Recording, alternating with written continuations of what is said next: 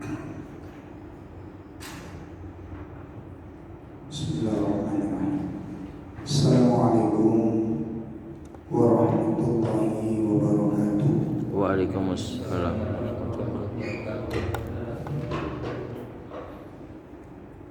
Alhamdulillahirabbil alamin. Alladzi arsala rasulahu bil huda wa dinil haqq liyudhhirahu 'ala dini kulli walau karihal musyrikun. Asyhadu an la ilaha illallah wahdahu la syarika lah wa asyhadu anna Muhammadan abduhu wa rasuluh. Ya ayyuhalladzina amanu taqullaha haqqa tuqatih wa la tamutunna illa wa antum muslimun. Allahumma salli wa sallim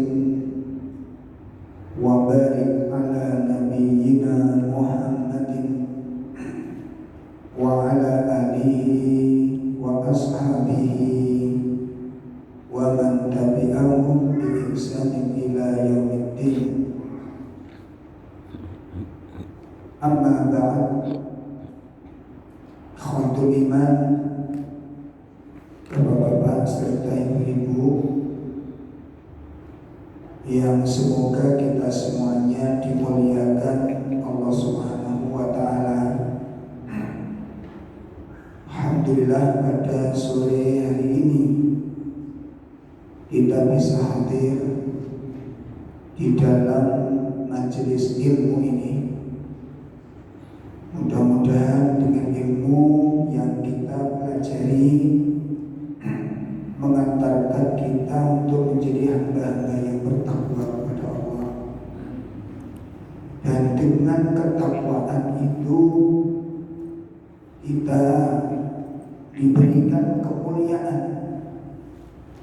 oleh Allah, dengan kemuliaan yang semulia-mulianya, karena Allah Subhanahu wa ta'ala tidak memberikan penghargaan kepada manusia karena nasabnya.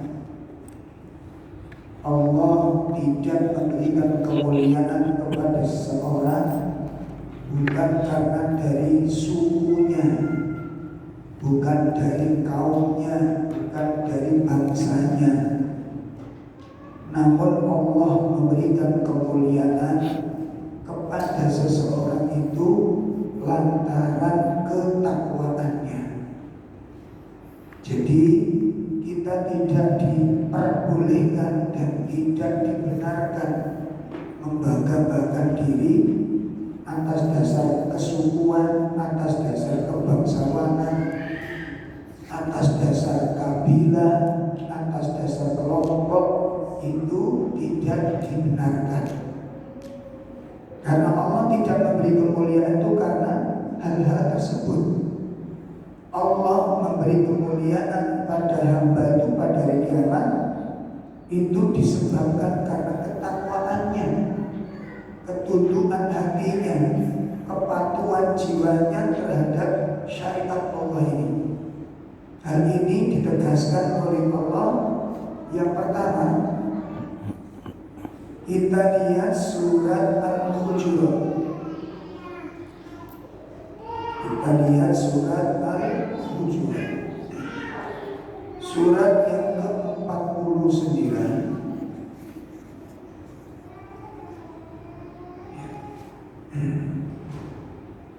Surat yang ke-49 ayat 13.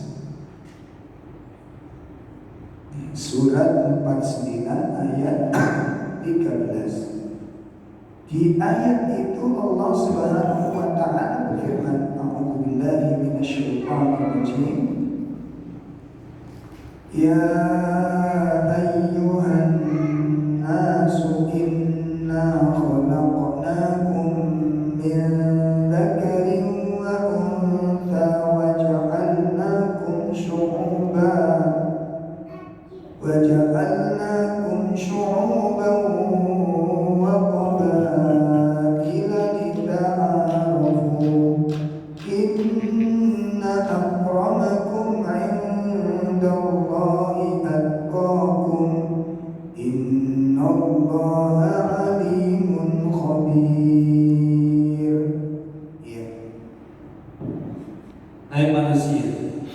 Sesungguhnya kami menciptakan kamu dari seorang laki-laki dan seorang perempuan dan menjadikan kamu berbangsa-bangsa dan bersuku-suku supaya kamu saling mengenal. Sesungguhnya orang yang paling mulia di antara kamu di sisi Allah adalah orang yang paling bertakwa di antara kamu. Sesungguhnya Allah Maha mengetahui lagi Maha mengenal. Nah, jadi ayat ini memberikan penjelasan kepada kita yang cukup gamblang. Kita simak ayat ini. Yang pertama, Allah memanggil semua manusia, ya ayyuhan nas. Ya bukan ya ayyuhalladzina amanu, ya ayyuhan nas, wahai manusia. Allah sebutkan di situ. Kemudian setelah itu Allah menjelaskan, inna khalaqnakum min dzakarin wa unsa.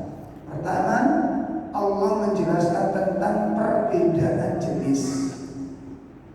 Allah menjelaskan tentang perbedaan jenis. Yang kedua, Allah menjelaskan tentang perbedaan suku, perbedaan kabilah, perbedaan bangsa. Dengan firman-Nya, wa ja'alnakum syu'uban wa qabaila. Dan kami jadikan kalian itu berbangsa-bangsa, bersuku-suku, ya, berkabilah-kabilah. Nah, setelah Allah jelaskan macam-macam jenis, macam-macam suku, macam-macam bangsa, setelah itu Allah simpulkan dari berbagai macam jenis, dari berbagai macam suku. Allah katakan, inna akramakum indallah. Orang yang paling mulia di hadapan Allah itu Allah mengatakan bukan karena sukunya, bukan karena jenis laki dan perempuan, tidak, bukan karena bangsanya, bukan dari golongan atau kelompoknya. Allah katakan apa? Atqakum, yang paling bertakwa. Sehingga kalau kita ingin menjadi orang yang dimuliakan Allah, berarti apa syaratnya? Hendaknya kita menjadi orang yang bertakwa, yang paling patuh. Hati kita tunduk kepada Allah Subhanahu wa Ta'ala, yang paling berserah diri kepada Allah. Jadi bukan diukur dari pengakuannya, bukan diukur dari kelompok golongannya, bukan. Allah muliakan manusia itu karena ketakwaannya. Jadi potensinya di sini penilaian Allah terhadap manusia. Maka disinilah yang kita harapkan dengan ilmu yang kita pelajari, ya, dengan nasihat-nasihat yang kita dapatkan itu, kita berharap dengan ilmu-ilmu yang kita peroleh itu mengantarkan kita untuk mencapai ketakwaan. Karena dengan takwa itu kita menjadi orang yang dimuliakan oleh Allah Subhanahu wa Ta'ala. Sehingga nanti disinilah ayat ini memberikan bantahan, memberikan jawaban kepada kaum muslimin barangkali yang menyatakan kelompok kami yang baik, kelompok kami yang baik. Kalau orang sudah ta'assub, yang fanatisme kepada kelompok, orang nggak lihat kualitasnya. Orang itu nggak lihat kualitasnya, tapi yang dilihat apa? Kelompoknya. Sehingga pokoknya ikut kelompok saya, baik itu dia baik. Pertanyaan benar baik.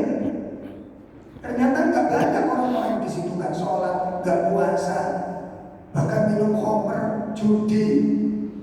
Ya, tapi diakui saja sebagai orang yang baik. Ini kan kekeliruan yang sangat besar. Jelas ya? Jadi orang-orang yang meninggalkan perintah-perintah Allah karena ikut golongannya, maka diakui sebagai golongan yang baik. Bagaimana ketika mereka minum khamr? Bagaimana mereka ketika tidak sholat? Bagaimana ketika mereka tidak puasa? Hanya ikut golongan tersebut kemudian orang dimuliakan. Masya Allah, ini ngeri kalau nilai begini. Coba direnungkan dengan akal sehat. Jelas ini? Allah tidak melihat, makanya Allah tidak melihat kelompoknya, tidak melihat ini dan itunya. Takwa enggak, tunduk enggak. Maka kita diingatkan oleh Allah. Mari kita simak. Siapakah orang yang paling bagus beragamanya? Pengakuannya atau kenyataannya? Coba kita simak di dalam surat An-Nisa. Ya, surat An-Nisa ayat 125. Nah, 125. Kita lihat. Sebenarnya dimulai dari ayat 123 ya, mulainya di situ. 123, 24, 25. Cek urut, ya, biar urut. Mari kita simak mulai ayat 100 berapa tadi? 23 sampai 125. Kita pelajari dulu. A'udzu billahi minasy syaithanir rajim. Laisa bi amaniyikum wala amaniyi ahlil kitab. Man ya'mal su'an yujza bihi wala yajid lahu min dunillah wala yajid lahu min dunillahi waliyan wala nasira. Wa man ya'mal minas salihati min dzakarin aw untha wa huwa mu'min fa ulaika yadkhulunal jannah wa la yuzlamuna naqira. Wa man ahsanu dinan mimman aslama wajhahu lillah mimman aslama wajhahu lillahi wa huwa muhsinun wattaba'a millata Ibrahim hanifa wattakhadallahu Ibrahim khalila. Ya. Pahala dari Allah itu bukanlah menurut angan-anganmu yang kosong, dan tidak pula menurut angan-angan ahli kitab. Barang siapa yang mengerjakan kejahatan, niscaya akan diberi pembalasan dengan kejahatan itu, dan ia tidak mendapat pelindung dan tidak pula menolong baginya selain dari Allah. Barang siapa yang mengerjakan amal-amal soleh, baik laki-laki maupun wanita, sedang ia orang yang beriman, maka mereka itu masuk ke dalam surga dan mereka tidak dianiaya walau sedikit pun. Dan siapakah yang lebih baik agamanya daripada orang yang ikhlas menyerahkan dirinya kepada Allah, sedang dia pun mengerjakan kebaikan dan ia mengikuti agama Ibrahim yang lurus, dan Allah mengambil Ibrahim menjadi kesayangannya. Masya Allah. Kita lihat ayat-ayat ini. Pertama, kita simak dengan baik.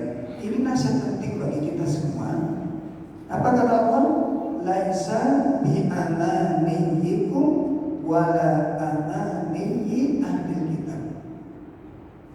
Pahala, ganjaran dari Allah, surga dari Allah itu tidak bisa kamu peroleh dengan apa? Angan-angan kosong. Amani itu apa? Angan-angan kosong. Angan-angan kosong itu rumongso dadi wong apik ning gak nglakoni apik. Itu namanya amani. Jelas ya? Nah, ini banyak di kalangan kaum muslimin terutama, yang mana kita mengaku jadi orang baik padahal jauh dari kebaikan. Coba renungkan. Jadi surga itu tidak diperoleh dengan angan-angan rumah samu gitu loh. Ya, tak bisa. Makanya kan ada ayat teguran itu. Am hasibatum an tadkhulul jannah. Apakah kamu menyangka masuk ke dalam surga padahal belum datang kepadamu apa? Ujian yang Allah berikan kepadamu seperti orang-orang terdahulu. Walamma ya'tikum matalul ladzina khalau min qablikum. Yang belum datang kepadamu ujian-ujian yang pernah dialami oleh orang-orang terdahulu. Kamu belum merasakan apapun dengan ujian itu. Masatul ba'sa wa dharra wa zulzilu. Apa kata Allah? Orang-orang terdahulu itu yang mengaku beriman itu diuji oleh Allah dengan apa? Kemiskinan, dengan kemelaratan, diuji dengan sakit tubuhnya, disiksa badannya karena iman, wa zulzilu, dan apa? Digoncangkan dengan berbagai macam ujian. Sudah kita alami ini. Urung gitu loh. Urung. Lalu kamu menyangka jadi orang ahli surga dengan ongkang-ongkang kaki, dengan tidur-tiduran, sholat enggak, ngaji enggak, baca Quran enggak, nutup jilbab juga enggak. Lalu merasa jadi ahli surga, dari mana ketemunya ini? Baca Quran juga enggak, sobo masjid ya orang. Am hasibatum an tadkhulul jannah. Ya, coba kita renungkan ini. Teguran ayat-ayat Allah ini. Makanya surga itu tidak diperoleh dengan angan-angan kosong. Berikutnya kita lihat, mayyamal su'an, barang siapa yang berbuat buruk. Perhatikan, barang siapa yang berbuat kejahatan, apa kata Allah? Yujzabi, dia dibalas oleh Allah sesuai dengan apa? Kejahatannya, bukan pengakuannya, bukan perasaannya. Orang itu diberi balasan oleh Allah sesuai dengan perasaannya atau dengan perbuatannya. Perbuatannya. Nah, kalau perbuatannya itu menyelisih Al-Quran, ya, menyelisih sunnah Nabi, menyelisih akidahnya Rasul, walaupun dia mengaku jadi orang soleh, ngaku jadi orang baik, ngaku jadi orang yang berada di atas jalan yang lurus. Nek dalam nuripe itu bengkok. Walaupun saya kelompok yang baik, nek perlu sangat gaya partai Ahlul Jannah, gaya. Tapi ini gak sholat itu nerongkol sampai sampai diperbanyak. Bukan jamu ahli sunnah, ahli apa lagi. Nah, bukan cuma mengaku itu. Nek gak sholat, terus berbuat syirik, mabuk, nggak masuk surga. Makanya ayat ini menegur kita semua. Udah gak usah nyalain saya. Coba dievaluasi, kita sudah benar belum berislam ini. Ya, perintah-perintah dalam Al-Quran itu sudah kita kaji, sudah kita laksanakan apa belum? Udah, gak usah macam-macam kita, gak usah aneh. Sudah kita laksanakan belum? Kamu belajar aja enggak. Entah kalau jenis iman aku bingung karena tadi jawab ngomong itu bingung. Masya Allah ini. Makanya barang siapa yang berbuat buruk, dia akan diberi balasan dengan kejahatan yang dia lakukan. Ayat 124, wa may ya'mal minas shalihat. Perhatikan, barang siapa yang beramal soleh. Beramal soleh itu yang bagaimana? Syaratnya 2. Ya, kalau lebih sempurna lagi ada 3 syaratnya itu. Amal itu disebut soleh menawi ini. Tapi paham ya? Kalau campuran ada Jawa-Jawa di daerah atau sedek. Ya. Jadi barang siapa yang beramal, jadi amal itu dikatakan soleh apabila amal itu dilaksanakan atas 3 dasar. Amal itu dikatakan amal itu soleh apabila amal itu dilaksanakan atas 3 dasar. Yang pertama, atas dasar iman kepada Allah. Landasannya apa? Iman. Itu nanti amal-amal itu jadi berkualitas, berbobot. Makanya kan Nabi jauh pripun tentang puasa, tentang sholat tarawih. Nah, terus kanjeng Nabi, apa kata beliau? Selalu mengatakan, man shoma Ramadanan imanan. Dasar iman. Barang siapa yang berpuasa lantaran imannya kepada Allah, lantaran imannya kepada Allah, ya, wahtisaban, dan mengharap pahala dari Allah, maka ghufira lahu ma taqaddama min dzambi. Dosa-dosa yang telah lalu itu akan dihapus oleh Allah Ta'ala lantaran puasa yang dilandasi karena iman. Begitu. Puasanya itu lantaran iman. Loh, apa ada orang puasa yang tidak lantaran iman? Ada. Ya, ngaji bukan lantaran iman, ada. Di kantor-kantor tuh banyak Pak, asli ini gak seneng ngaji ya. Berhubung direktur sih ngomong, akhirnya ngaji. Ya, saya pernah ngaji di daerah Perak sana, bagi pergudangan. Buat karyawan itu, jadi ngaji kalau karyawan rompol sih ngaji, tapi sih belum gue meter dulu. Jadi 20 itu yang duduk cuma 3 giliran Pak. Mau telepon waktu si situ mau telepon tuh mana ganti situ. Aku jadi ngaji, kok postabling. Oh, akhirnya masih nyeletuk. Ulang gimana? Timbangan ngaji mending di rumah ganti karungan. Kenapa beban Pak? Orang itu kalau nggak betul-betul kepingin jadi orang baik, nggak mungkin sok duduk antara rumah ngaji. Rumah ngaji itu apa? Paham ya? Rumah ngaji itu apa? Padahal saja ngenteng, untuk. Saya mikir Ustaz. Saya nggak pernah mikir. Lagi mana?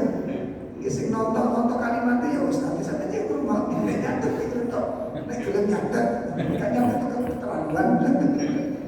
Ya kan? Itu tapi katanya apa? Berat.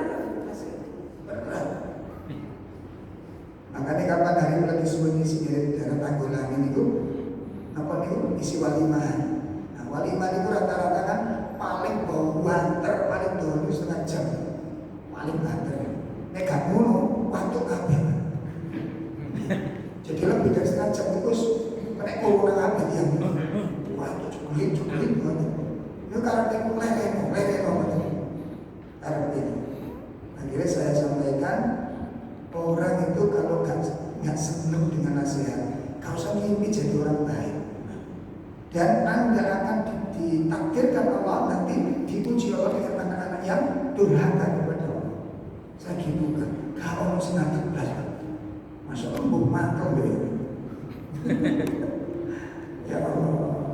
Bukan karena iman kepada Allah, maka ini bukan amal sholat. Satu landasan apa? Iman. Sholat karena iman, ya karena iman. Puasa karena iman, sedekah karena iman.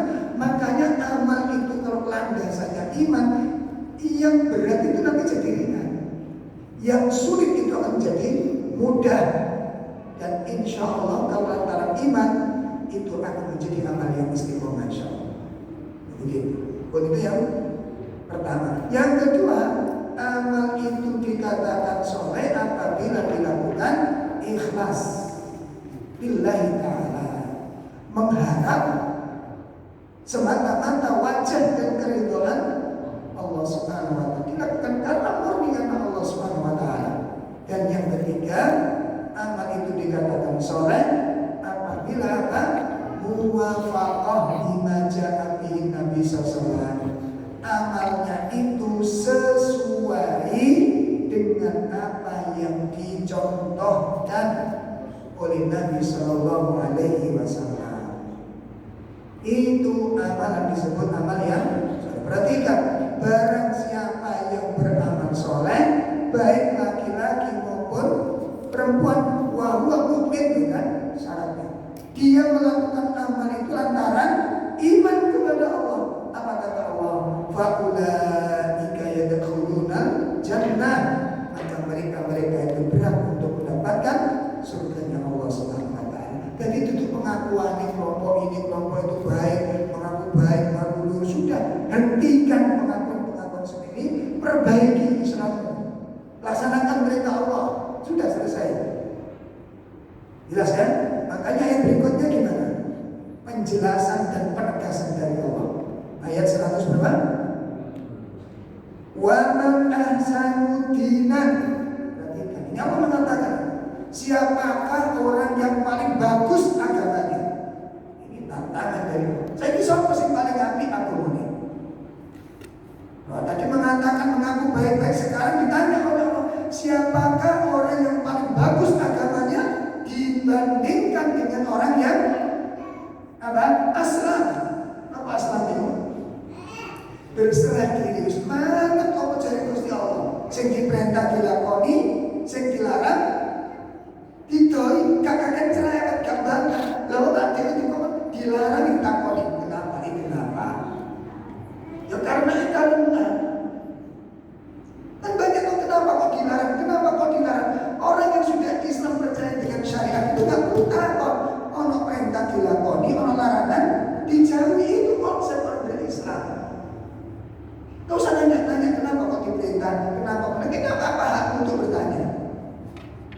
Allah itu berhak untuk memerintahkan apa saja, dan Allah juga berhak untuk melarang apa saja.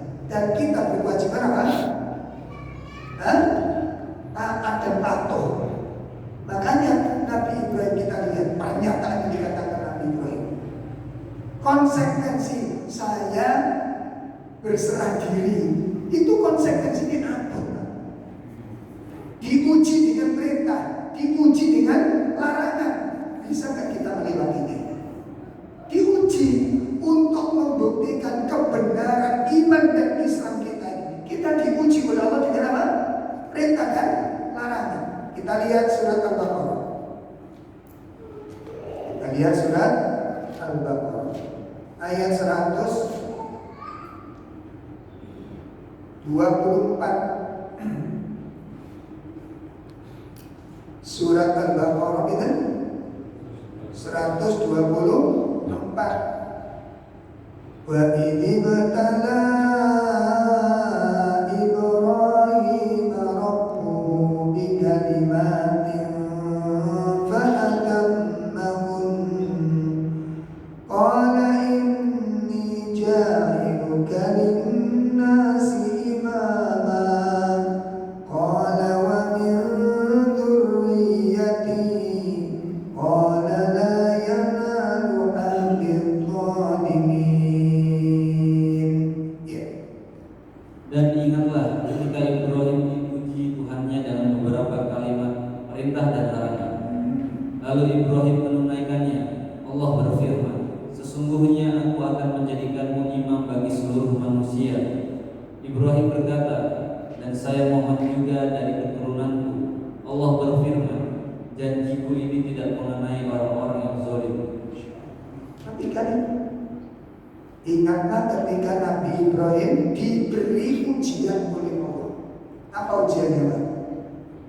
Beberapa perintah dan beberapa larangan. Lihat perintahnya yang diperintahkan oleh Allah kepada Nabi Ibrahim. Gak mampu kita jalankan. Gak mampu. Namun diperintahkan untuk menyembelih anak. Gimana kita melaksanakannya?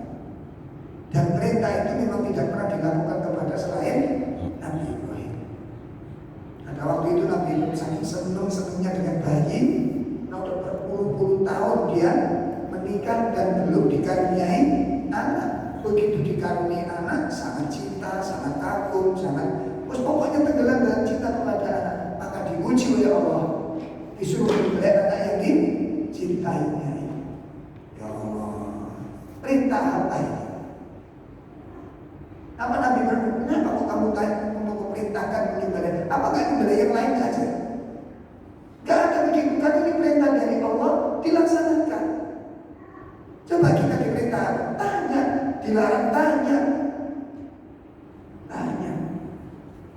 Ada ketika kita nyampaikan, Ustaz, kenapa orang minum itu gak boleh? Kalau minum panas katanya gak boleh diminum. Itu kenapa, Ustaz? Karuh. Kenapa dilarang? Nabi melarang. Loh kenapa tak kalau Nabi dewi? Oh syariat itu larang sudah selesai. Jelas tidak? Yang jelas Nabi itu gak mungkin ngawur di dalam larangan. Percaya gak ini? Percaya gak ini? Kalau percaya sudah selesai. Gak usah nanya-nanya. Ini kok kira-kira takut gak dilakoni ini? Kenapa? Minuman haram. Ya karena kita jadi lagu-lagu. Oh ya gak dilakoni, sebagian dilakoni, sebagian dilanggar kan gitu. Allah, enggak loh lah, ya Allah ngeri banget. Sudah ya, baik. Nah jadi bapak-bapak ibu-ibu ini yang kita benahi keislaman kita. Jadi jangan sampai mengaku-ngaku Muslim, mengaku-ngaku Islam, mengaku-ngaku beriman, tapi kita tidak pernah tahu konsekuensi dari keislaman dan pernyataan iman kita kepada Allah Ta'ala. Baik, Bapak Ibu sekalian, menindaklanjuti pembahasan kita ya, tadhkiratus sami wa mutakallim. Terakhir kemarin SAW tentang keutamaan orang-orang yang mencari ilmu. Ya. Sekarang kita akan mempelajari halaman 12 itu tentang hadis-hadis yang cukup banyak tentang keutamaan ilmu dan ulama. Dan subhanallah yang menakjubkan apa ini? Ternyata hadis-hadis ini itu banyak hadis maudhu, hadis palsu. Nah, diangkat oleh beliau supaya nanti kita itu tidak berlebih-lebihan di dalam mensikapi masalah ini, terutama berkaitan dengan para ulama. Karena ada yang sampai subhanallah na'udzubillah, ya, saking menghormatinya ulama, karena dengan bahasa menghormati itu wakilnya berlebih-lebihan, Pak. Sampai ada yang tempat duduk itu dicium, habis duduk itu. Saking apa ya? Saking memuliakan ulama, orang alim, guru atau siapa saja yang menjadi guru kita itu wajib. Ya, saking dibahas ini memuliakan, menghormati orang yang mengajarkan kita terhadap ilmu itu hukumnya adalah wajib. Namun tetap walaupun itu wajib tidak boleh berlebih-lebihan. Hulu itu melebihi batas. Tidak boleh beragama begitu. Ya seperti orang-orang Nasrani berlebih-lebihan kepada Nabi Isa. Akhirnya apa? Melebihi kedudukannya. Jadi yang dikatakan hulu itu, Pak, yang dikatakan hulu itu kalau bahasa bergolak. Apa? Nah, melebihi batas itu. Jadi kalau dalam kamus bahasa Arab itu gola pun kata-kata gola itu orang masak air.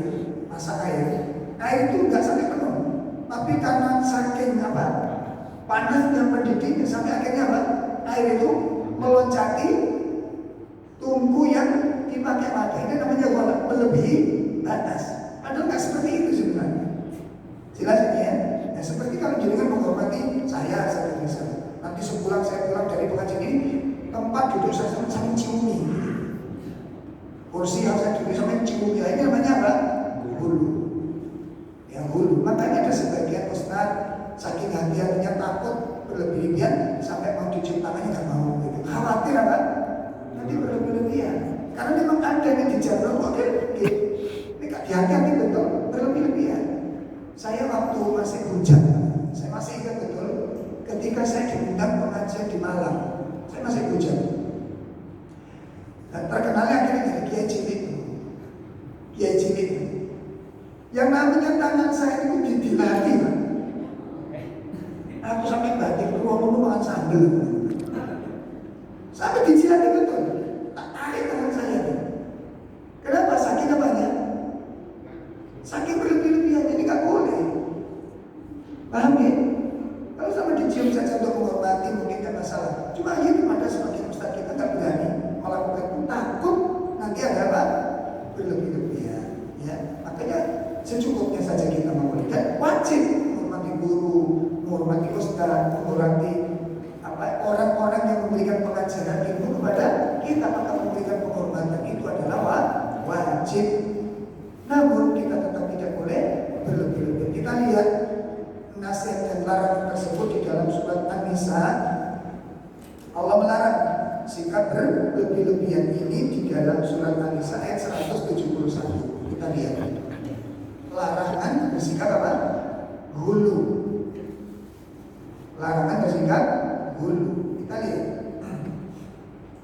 Ya ahlal kitab la taghlu fi dinikum wa la taqulu 'ala Allahi illa al-haqq. Innamal masihu Isa ibn Maryam rasulullah wa kalimatuhu alqaha ila Maryam wa ruhun min. فآمنوا بالله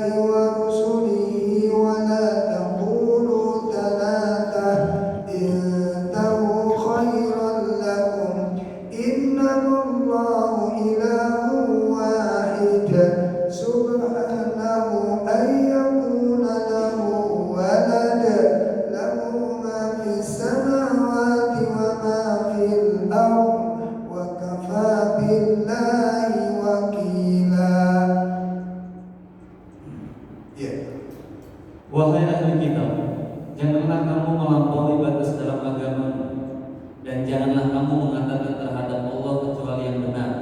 Sesungguhnya Al-Masih Isa putra Maryam itu adalah utusan Allah dan yang diciptakan dengan kalimatnya yang disampaikannya kepada Maryam dan dengan tiupan roh darinya.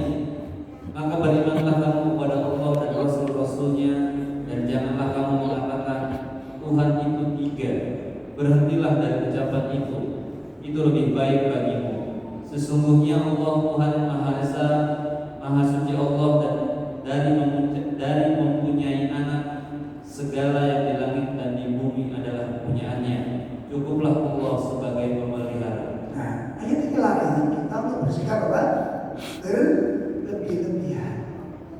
Ya, sebagaimana orang-orang Nasrani berlebih-lebihan kepada Nabi Isa. Kami sangat memuliakan Nabi Isa. Kami beriman dengan beliau, mengimani keutamaan beliau. Beliau punya keutamaan yang luar biasa. Kita imani, kita yakini. Ya, kalau kita mengingkari sedikit saja dari kemuliaan ini, kita menjadi kufur kepada Allah. Tidak boleh. Ya, tidak boleh. Kita harus beriman dengannya, menghormatinya, memuliakannya. Namun tetap dalam batas-batas syariat. Tapi kalau nanti sudah menetapkan Nabi Isa itu putra Allah, ini salah. Kenapa? Karena mendudukkan sesuatu melebihi kedudukan yang semestinya. Paham ya? Nah, ini kaum muslimin, masya Allah. Nah, dengan dalil inilah yang kemudian dilarang mengucapkan Natal itu. Dengan dalil ini, Pak. Karena di dalam mengucapkan Natal itu selamat kelahiran putra Allah, mengandung kalimat itu, gitu loh. Jelas ya? Kalau Idul Fitrinya orang mukmin kan murni Idul Fitri, nggak ada apa penisbatan terhadap tauhid, nggak ada. Jelas ya? Ini murni hari raya. Setelah Ramadan kita berhari raya, berbeda dengan Natal. Karena Natal ada unsur-unsur keyakinan, ada unsur-unsur akidah. Jelas ya? Baik. Nah, jadi hadis-hadis ini yang akan kita baca ini, Pak.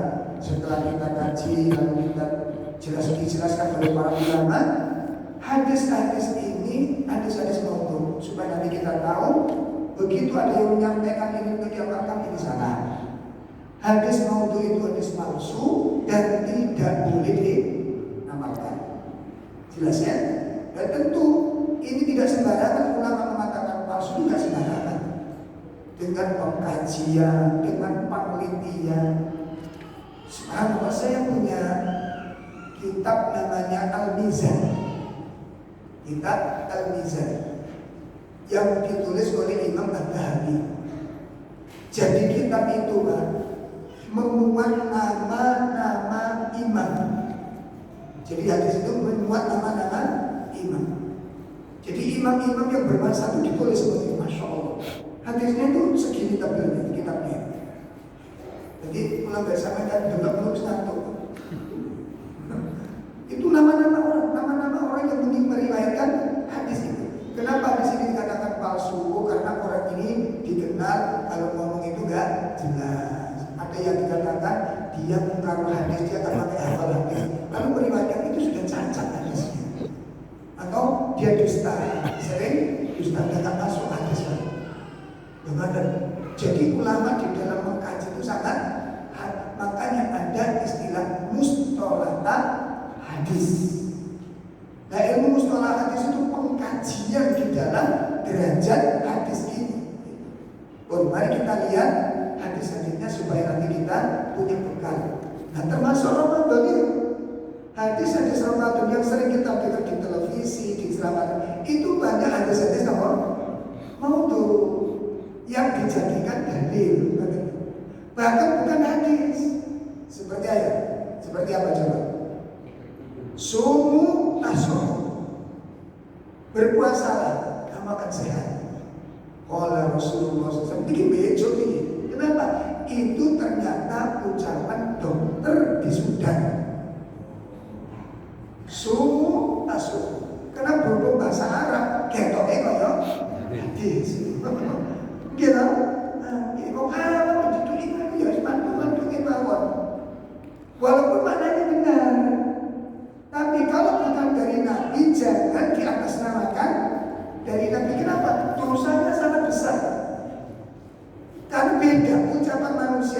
bisa ditolak, bisa diterima. Tapi kalau Nabi yang ngomong, harga mati sudah. Nabi yang ngomong harga mati, nggak boleh ditolak walaupun kita tidak menyukainya. Itu perbedaan ucapan Nabi dengan ucapan manusia biasa. Sangat dipahami. Makanya kalau bukan itu hadis, jangan di atas namakan hadis. Terus ada lagi yang kurang lebih maknanya itu tidurnya orang berpuasa. Kawan, berpahala. Turun akhirnya. Turun jadi nanti dari pahala.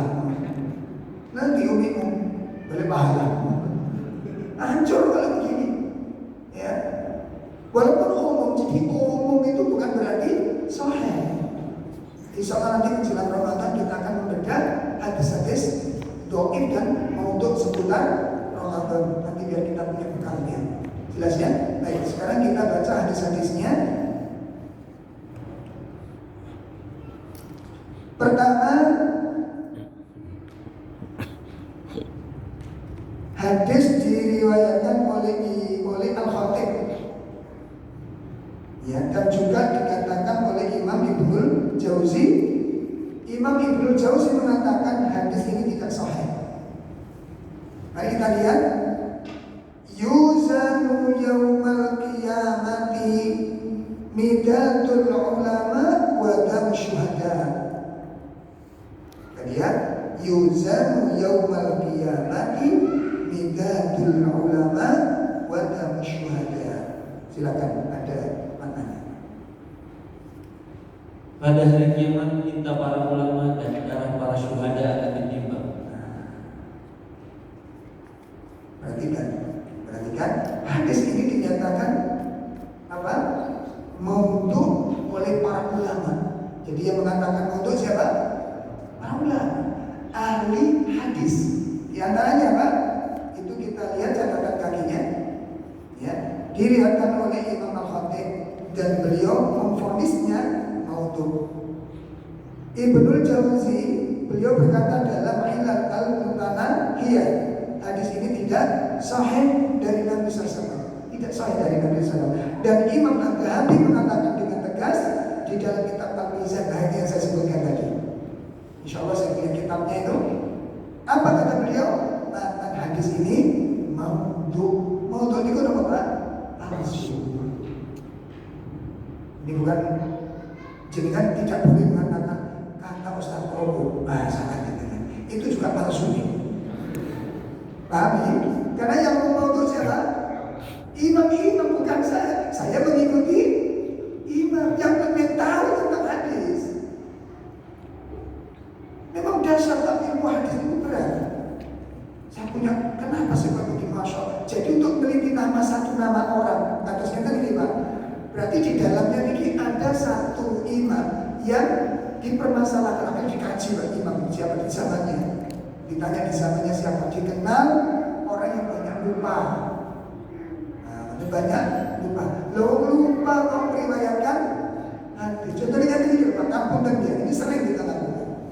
Ketika ibu bapak ditanya oleh teman, Pak, hukumnya wanita kalau haid itu boleh nggak baca Quran?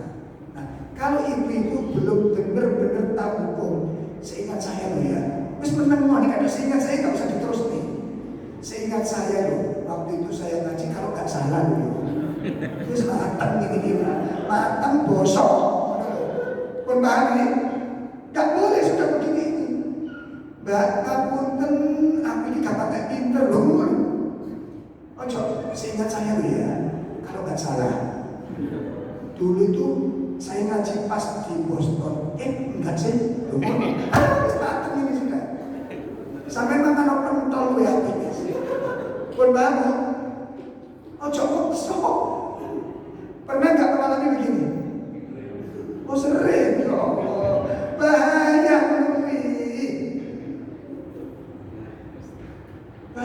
Seingat saya loh lah, itu saya, oh enggak sih, siapa ya Ustaz Ro'ob? Oh bukan,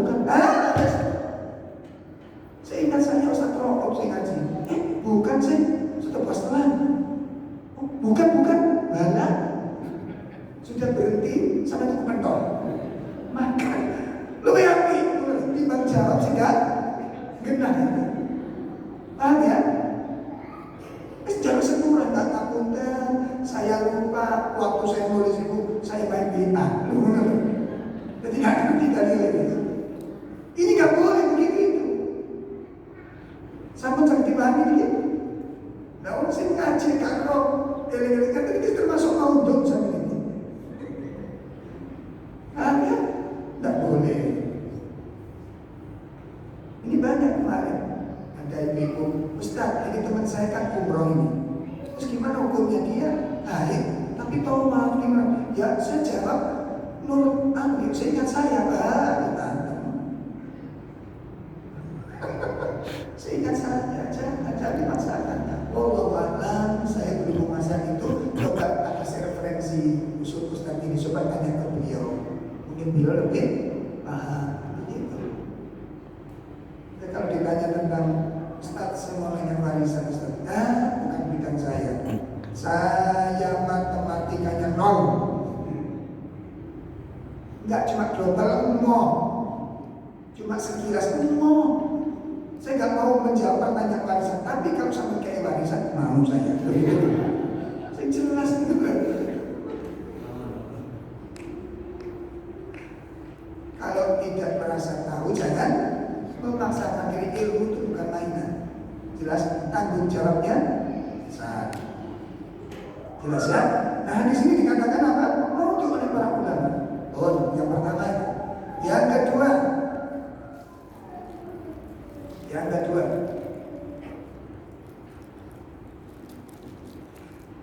Ma ubadillahu bisyai'in afdalu min fikhi fi dinin. Laqwala faqidun wahid asyaddu ala syaitan min anfi abidin. Masya Allah. Makanya bahasa-bahasanya kadang-kadang agak berlebihan. Maknanya saja sudah kelihatan agak berlebihan. Silakan. Allah tidak disembah dengan sesuatu yang lebih utama daripada pemahaman dalam agama. Satu orang ahli fikih lebih berat bagi setan dibandingkan 1000 orang ahli ibadah. Ya, satu orang ahli fikih lebih berat bagi setan dibandingkan 1000 orang ahli ibadah. Kalimat ini secara harfiah benar. Kalau ahli ibadahnya itu orang-orang yang tidak punya ilmu. Ya, orang-orang ahli ibadah yang jahil, yang tidak mengerti apa syariat. Maka secara harfiah mana ini? Tapi dalam periwayatan ternyata hadis ini, mari kita lihat diriwayatkan oleh Imam Daruqutni At-Tabrani dalam kitab Al-Awsat. Dari sahabat Abu Hurairah, Imam Al-Haythami berkata dalam kitab Al-Majma' dalam sayatnya ada Yazid bin Iyas, ada Imam Yazid bin Iyas. Ternyata beliau adalah apa? Kadzdzab. Apa Pak? Pendusta. Loh kan? Itu kelas dulu loh, ada yang berdusta. Kemudian Imam Al-Baihaqi berkata dalam Asy-Syu'ab yang mafhum, lafaz ini perkataan Az-Zuhri bukan dari Nabi. Hadis ini dinyatakan apa? Maudhu oleh para ulama. Hadisnya maudhu. Kemudian yang ketiga, ya, yasfa'u yaumal qiyamati thalathatun al-anbiya thumma al-ulama thumma syuhada. Silakan. Ada 3 orang yang akan memberi syafaat pada hari kiamat. Para nabi, kemudian para ulama, kemudian para syuhada.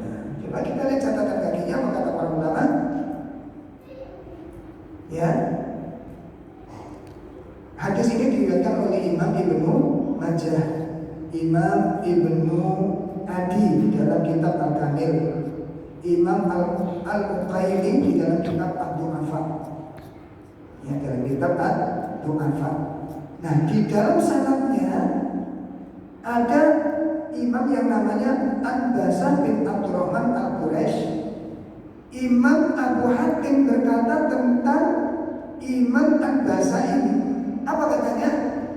Dia memalsukan hadis. Maka hadis ini dinyatakan apa? Maudhu' oleh para ulama. Hadisnya palsu. Walaupun secara makna bisa benar. Secara makna bisa benar. Karena di antara hamba Allah yang diberikan izin untuk memberikan syafaat itu ada beberapa macam. Di antaranya orang-orang soleh dengan kesolihannya, ya seperti anak-anak yang diberikan kelebihan oleh Allah menghafal Al-Quran. Dia diberikan syafaat kepada orang tuanya, kepada keluarganya, masya Allah. Ya, maka yang kita jadikan patokan adalah periwayat hadis, bukan bunyi hadisnya. Wallahu a'lam. Berikutnya. Hadis berikutnya adalah al-ulama yaumal qiyamati ala manabir min nur. Ya. Silakan. Para ulama pada hari kiamat berada di atas mimbar-mimbar dari cahaya. Masya Allah. Hadis ini secara harfiah bisa benar, secara matan bisa benar. Ternyata sanadnya juga dikatakan apa? Palsu oleh para ulama. Bisa dilihat di dalam catatan kaki. Di situ disebutkan apa? Buruknya ya para orang-orang yang meriwayatkan, dan ada di situ, masya Allah, ada yang namanya Ismail bin Yahya. Ismail bin Yahya ini tertuduh memalsukan hadis, dan Imam Daruqutni berkata meriwayatkan sendiri padahal dia adalah pendusta. Masya Allah.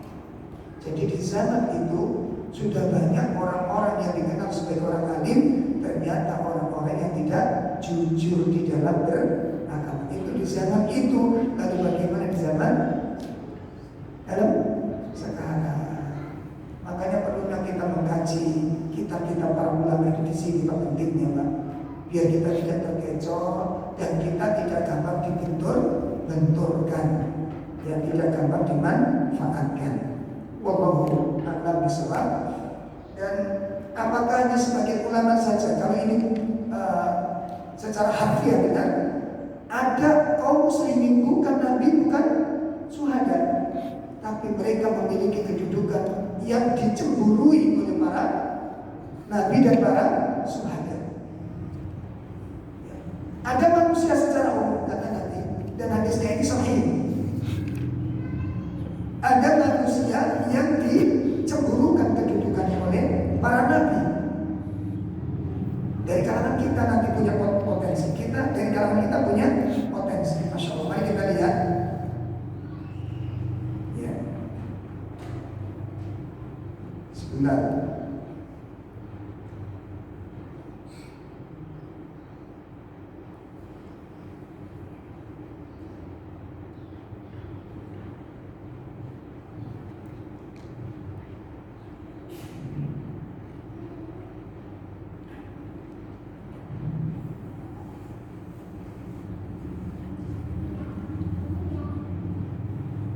Masya Allah. Jadi para nabi dibuat apa? Cemburu. Para syuhada dibuat cemburu oleh golongan tersebut. Golongan yang bagaimana yang membuat orang-orang tadi apa? Dibuat cemburu tersebut. Masya Allah. Nanti bisa dilihat di dalam hadis apa itu?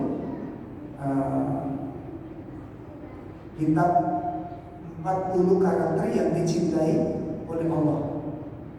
Ya, 40 karakter yang dicintai oleh Allah. Di dalam kitab itu disebut hadis ini. Mari kita lihat. Hadis ini diriwayatkan oleh Imam Abu Nu'aim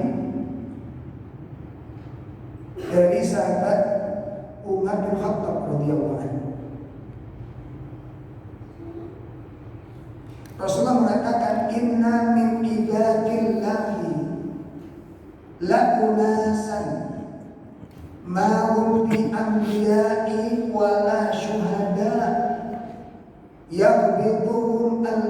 anbiya wasyuhada yaumal qiyamah bima kanatihim minallahi azza wa jalla. Masyaallah. Ya. Apa kata Nabi?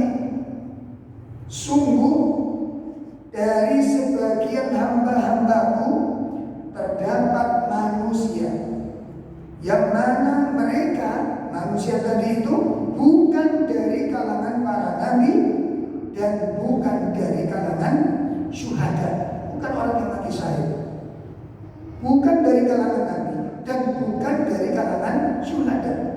Namun golongan manusia ini membuat cemburu para nabi dan orang-orang yang syahid. Masya Allah. Ini keutamaannya. Makanya ini didapatkan kedudukan ini. Kita dapat jenengan semua berpeluang untuk mendapatkan ini. Masya Allah. Para nabi bayangin. Para nabi cemburu dengan kedudukan ini. Sangat eman kalau kita nggak dapat itu. Sangat disayangkan kalau kita nggak bisa memberikan apa, sangat mudah untuk dilakukan. Tapi butuh konsekuensi. Karena banyak di antara kita itu amal-amal itu kuat, namun karena kurang konsekuensinya kita banyak yang kehilangan amal-amal soleh. Mari kita lihat. Jadi mereka bukan syuhada, mereka bukan para nabi. Lalu ya, mereka ditempatkan oleh Allah di tempat-tempat yang sangat mulia. Nah, mendengar informasi ini, ada seorang yang penasaran lalu bertanya kepada Umar bin Khattab, ya, manhum wa ma'amaluhum la lana nuhibbuhum. Masya Allah. Perhatikan, siapakah mereka ini? Dan apa amal-amal yang mereka perbuat?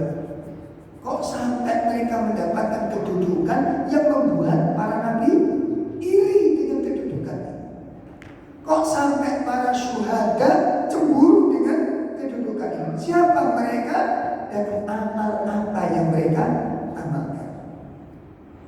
Jadi agar kami juga ikut mencintai mereka dan agar kami bisa mengamalkan amalan mereka.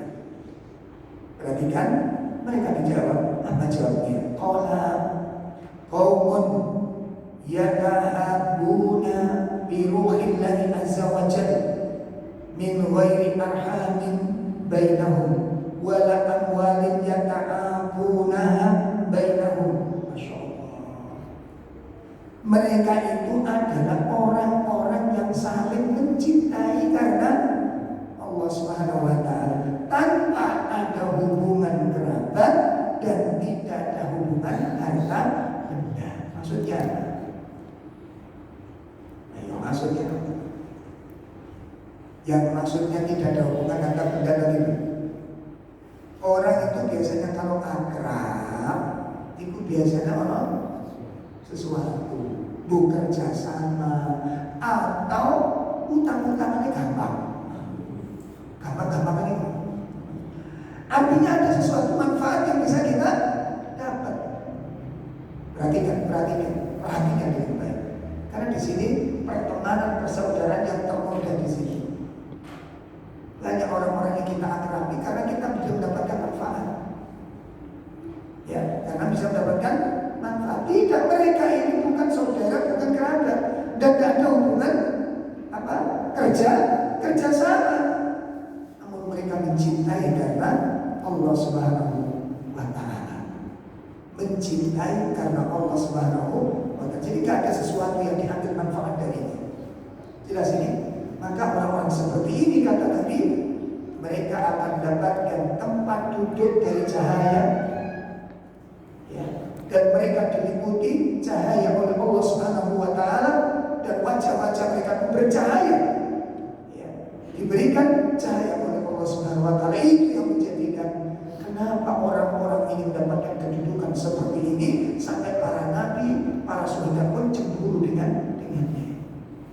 Insya Allah ini mudah-mudahan kita bisa mengamalkannya dalam kebaikan-kebaikan sehari. Baik, kita lanjutkan. Mengenal hadis-hadis maudhu seputar ilmu dan ulama. Halaman 14. Qala an-nabiy sallallahu alaihi wasallam, man ahabbal ilma wal ulama. Insyaallah ini lebih mengerikan ini catatan ini. Saya tempat-tempat di rumah. Lah ini yang kemudian disalah artikan di kehidupan nyata ini, Pak. Perhatikan. Man ahabbal ilma wal ulama lam tuktab alaihi khati'atun ayyam hayatihi. Silakan. Barang siapa mencintai ilmu dan para ulama, maka tidak ditulis baginya kesalahan sepanjang hidupnya. Ini kira-kira piye, Pak? Kira-kira piye ini dipraktekkan? Ngeri hasilnya. Akhirnya pelakon welek apa sementing mencintai ulama. Tadi kan benturan gitu. Jangan kan mencintai Nabi, tapi durhaka kepada Allah. Dicatat apa enggak? Dicatat. Seperti siapa? Abu Thalib. Abu Thalib itu mencintai Nabi apa enggak? Bukan ulama, Nabi kan? Bukan ulama, Nabi yang dicintai Abu Thalib. Surga apa neraka tempatnya? Neraka tempatnya. Kalau kita ditanya, Pak, Ibu, cintanya Abu Thalib kepada Nabi dengan cinta kita kepada Nabi besar banget. Apa nih, Pak? Pengorbanannya harta yang diberikan Abu Thalib kepada Nabi dengan harta kita kepada Nabi banyak mana? Tak seimbang. Tapi karena dia tidak mengucapkan syahadat yang benar, maka diingkari kebaikannya. Makanya Nabi SAW sangat berat dengan Abu Thalib, sangat berat sampai ditangisi dan bersumpah, la astaghfirullah. Saya akan benar-benar beristighfar untuk mulai Muhammad selama saya tidak dilarang oleh Allah. Ternyata akhirnya turun ayat larangan Allah. Itu yang Nabi membuat Nabi menangis dengan tangisan yang sangat luar biasa. Insyaallah. Jadi ini hadisnya ternyata apa? Untuk hadis ini palsu. Berikutnya.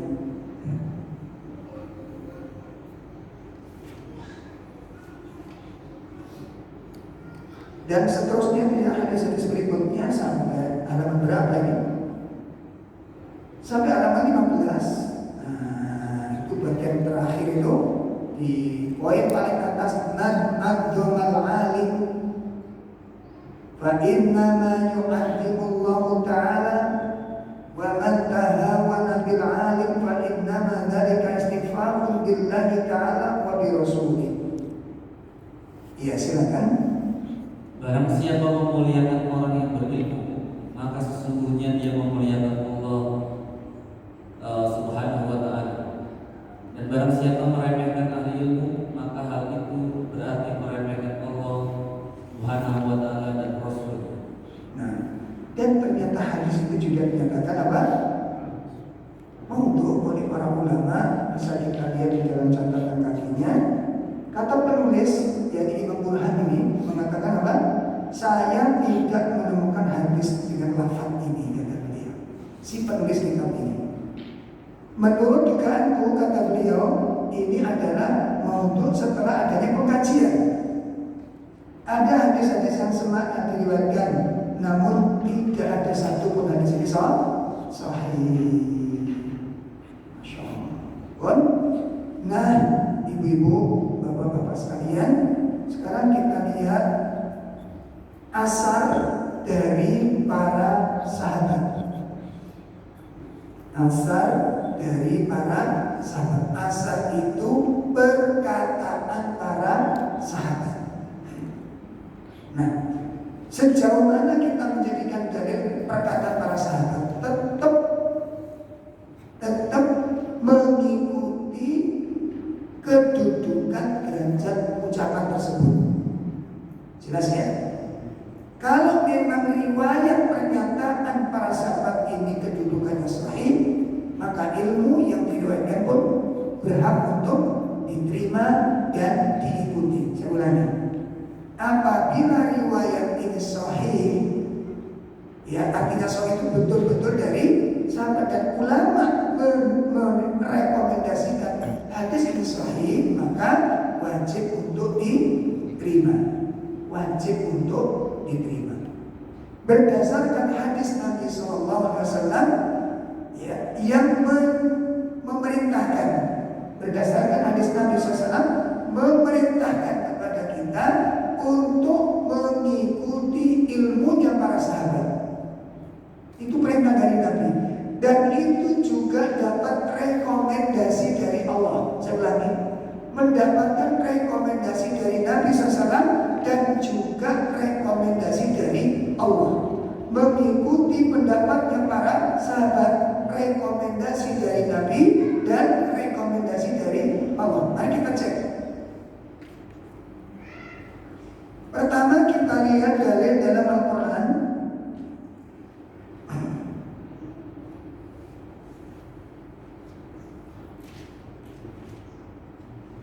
Surat At-Taubah ayat 100.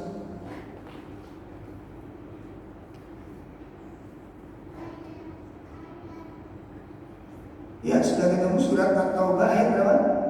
100. والسابقون الأولون من المهاجرين والأنصار والذين اتبعوهم بإحسان رضي الله عنهم ورضوا عنه وأعد لهم جنات تجري تحتها الأنهار خالدين فيها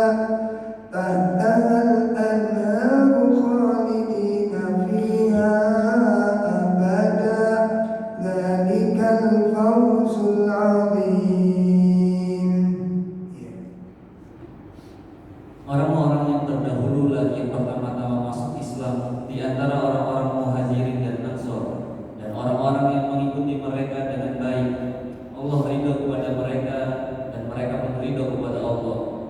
Dan Allah menyediakan bagi mereka surga-surga yang mengalir sungai-sungai di dalamnya. Mereka kekal di dalamnya selama-lamanya. Itulah kemenangan yang besar. Masya Allah. Ya, di dalam ayat tersebut, Allah Subhanahu wa taala memberikan rekomendasi. Ya, merekomendasi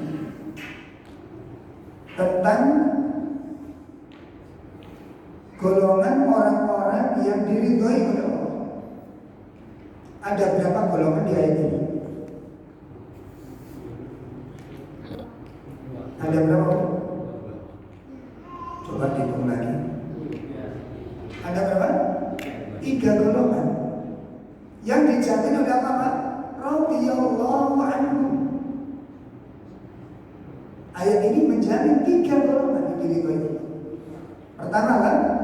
Allah jelaskan apa? Was-sabiqunal awwalun. Ya, Allah menyebutkan as-sabiqunal awwalun, orang-orang yang pertama kali masuk Islam. Siapa mereka? 1, minal muhajirin, 1, wal ansor, 2, walladzina tabauhum bi ihsan. Yang ketiga siapa? Orang-orang yang mengikuti mereka dengan baik. Orang-orang yang mengikuti siapa? Orang muhajirin dan orang ansor. Apa yang diikuti? Kaifiyatul ibadah fil Islam, cara beribadah di dalam Islam, cara beragama, cara memahami dalil-dalil. Itu cara memahami dalil. Bapak-bapak, ibu-ibu sekalian, perlu saya jelaskan pelan-pelan ini. Dalil dasarnya itu kan Al-Quran dan Sunnah. Niki pondasi dasar dalil. Saya ulangi, pondasi dasar dalil apa? Al-Quran dan Sunnah. Jelas kan? Nah, apa ini sudah mencukupi? Pokoknya dari Quran, dari Sunnah selesai. Jawabnya kurang 1. Apa yang kurang? mengikuti pemahaman siapa. Al-Quran ini barang mati, Pak. Sehingga nanti Al-Quran itu bisa disalahgunakan oleh orang-orang yang berkepentingan. Ya, bisa disalahgunakan oleh orang-orang yang berkepentingan. Contoh nih, saya membaca di dalam bukunya teroris yang ditulis di penjara oleh teroris itu sendiri ketika ditangkap. Dan saya baca bukunya, ternyata apa? Dia menyatakan ini misi Allah. Coba bayangkan. Jadi membunuh orang kafir itu misinya siapa? Misinya Allah. Jadi kami menjalankan tugas besar dari Allah Ta'ala. Allah merintahkan kita apa?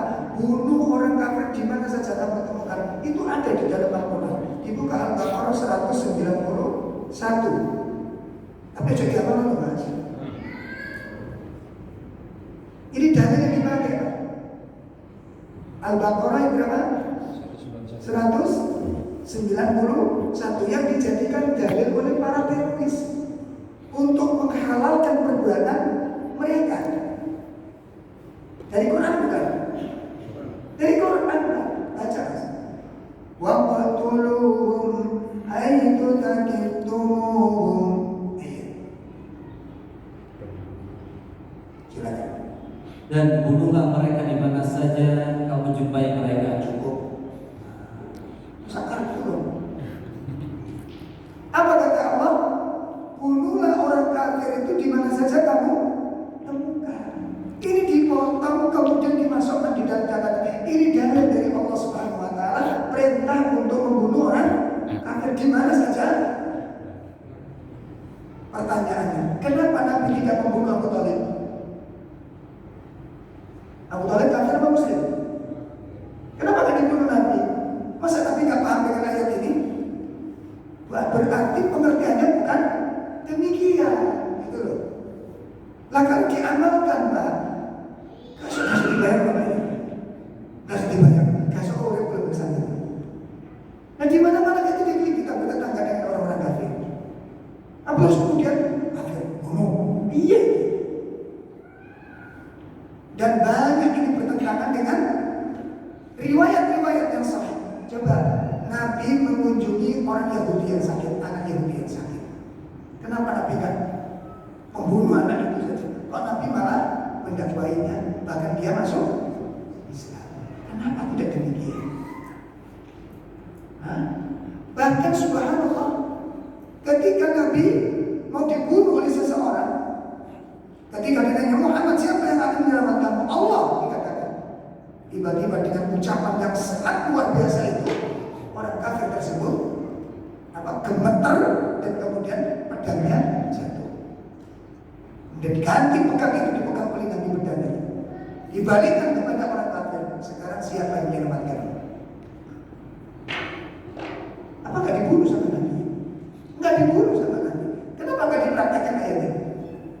Ayat ini tidak boleh dipraktekkan secara membabi buta. Jelas ini, Pak? Dan dalil yang dijadikan orang-orang teroris yang ini untuk dijadikan dalil ini salah kaprah di dalam memahami. Dan makanya, Pak, gak cukup dengan Al-Quran saja, kita butuh satu lagi. Apa, Pak? Pemahaman para sahabat di dalam menafsirkan dalil. Makanya dari surat At-Taubah tadi, di surat At-Taubah tadi apa? Orang-orang yang terdahulu masuk Islam, baik dari kalangan muhajirin dan orang-orang Ansor, dan orang-orang yang mengikuti mereka dengan benar, mengikuti mereka dengan cara yang baik. Apa kata Allah? Radhiyallahu anhum wa radu anhu. Allah ridho kepada mereka.